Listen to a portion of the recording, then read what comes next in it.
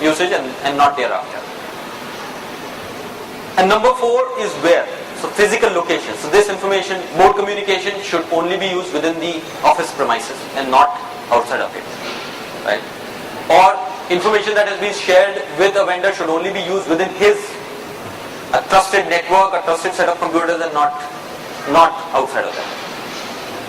So I'm going to skip through that. But most rights management technologies, and that's really the class of technologies which will perform these checks at the time. The most important thing is these checks are performed at the time the information is being used, and not at the time it is being created or distributed or transmitted or archived and so on. Right? Which gives a lot more collaboration, because the information remains secured. Anytime you want to use it, these checks are performed. Right? So just very quickly, these policies or these checks, number 1, are persistent. They travel with the information. So it's not dependent on the information being used within a trusted, within the enterprise or within a trusted set of computers and so on. Number 2, and this is very interesting, that these rights and policies are dynamic.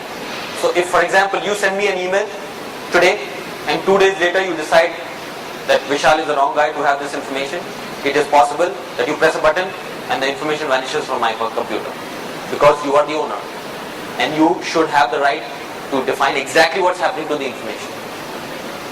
Right? The third is that policy changes and the usage can be monitored. So not only can you control what I'm doing with the information, you can also monitor what I'm doing with the information. So how often have I read it? How often have I attempted to print it, although I'm not allowed to? How often have I edited it, and so on. Now the monitoring capability becomes a very important compliance tool, because it is possible today to very easily find out the rights and policies that are applicable, access rights which are applicable on transaction systems. You define folder rights, permissions, ERP systems. There are companies which go through periodic audit of privilege, user access, control, and so on. But what happens to information which is not there in any of these systems, which has already left the system? Right? So very quickly, this is just a quick illustration. So I've just put together over here a matrix. So there are 2 people, Rahul and Sanjeev. Sanjeev can read and edit a piece of information. Rahul can only read it. None of them can print or distribute this information. Sanjeev can use this information till the time he is employed with the company, whereas Rahul can only use it till a specific date. And this information is extremely confidential. Let's say this is a research report or a confidential engineering drawing which is being talked about here, and therefore this should only be used within the office and not outside. So now let's look at what rights management technologies can do. So let's say this document reaches Rahul and Sanjeev through a CD, or they download it from the internet, whichever way. Now as long as Sanjeev is viewing the document, that's fine. As soon as he attempts to print the document, an activity which is not supposed to do, it's not allowed. So number 1, the rights management technology does not allow the document to be printed, or the email, whichever way, to be printed. Number 2, it goes and reports back to the owner that, look, there is a user, he was not allowed to print this document, but he's still making an attempt. And the number of attempts and all that are captured. The other neat thing is, because this document has been locked to a physical location like an office network or whichever way, as soon as Sanjeev copies this on a CD and sends it to any person outside of the organization, what this person receives is junk.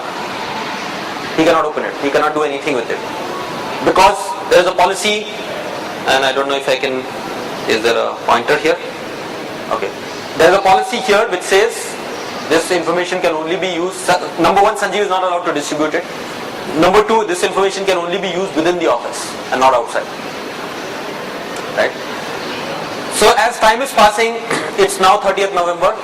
Rahul's rights to the information have also gone away, and therefore the next time, beyond 30th November 2009, when he clicks on the document, it again becomes junk. He cannot open it, and so on. So I'm through with I think I gained time, right? Was it? Okay. So I'm through with the presentation. A little bit about Seclore. Seclore is leading supplier of rights management systems to enterprises. We have more than 1 million people today using our technology, and of course some of our valued clients. Questions, I think, are towards the end of the... Yes. Right. So that was another part of data protection. Now we have someone else with us who is going to take a different route when we talk about information and information security. How many of us do online banking? How secure are you folks? What is the technology used behind these banking systems, right? Are they hardware or are they software? When you access it, they say, hey, I'm going in through an SSL. But is that all security goes through in any kind of transactions, right? To give you more, we have Ruchin here, who will be giving us more information on such technologies. Thank you, sir. Right. Good afternoon, everybody. I am representing SafeNet here, and we are completely into security. We provide encryption and authentication solutions almost everywhere, majorly in financial industry, and like we have provided security solutions to almost 80% of the interbank transactions across the globe. I will be covering the encryption and authentication part, which we have done in this region, in the India and SAARC region, and I'll be presenting few of the slides on case studies of real-time gross settlement system, the security implemented in in RTGS, real-time gross settlement system, as well as in check truncation system, and little bit on authentication. I am having very little time. 20 minutes is too less to cover such a vast topic that is security in payment systems, but I'll try to cover the slides very fast.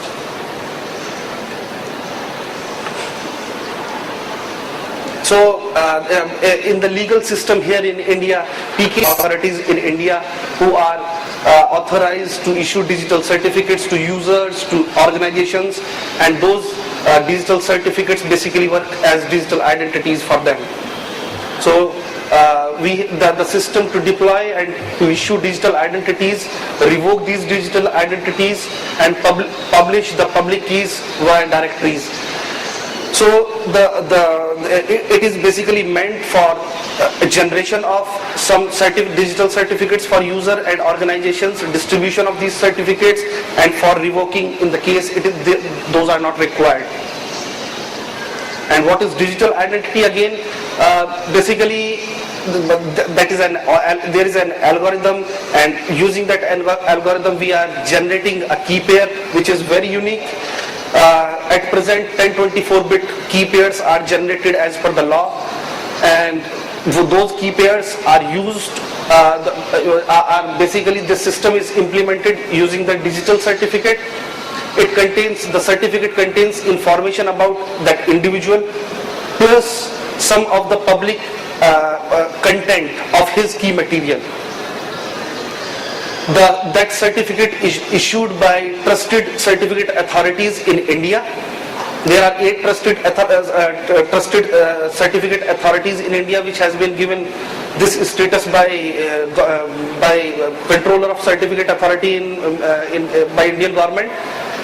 And this digital certificate is just like a digital passport. So whatever now you are signing, if you are sending any transaction from your machine to some other machine, or any bank is sending some kind of transaction or message from its one branch to the other branch and digitally signing it, it can be verified with his public element, that is digital certificate, and digital certificates can be publicly distributed for verifying the digital certificates of the sender.